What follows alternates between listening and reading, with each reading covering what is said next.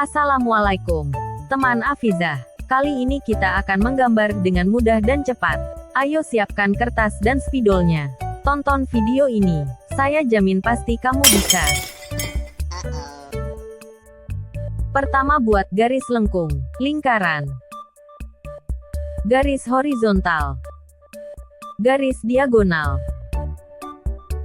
garis horizontal, garis bergelombang, garis lengkung, garis lengkung, garis lengkung, garis lengkung ujung runcing, garis bergelombang. Buat 3 pola daun lagi. Gambar sudah jadi. Saatnya mewarnai. Hijau, merah, coklat, merah muda, kuning, biru, jingga. Ini hasil menggambar dan mewarnaiku. Bagaimana hasil gambarmu?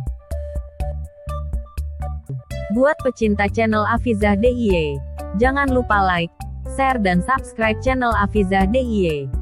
Sampai jumpa di video lainnya. Bye-bye.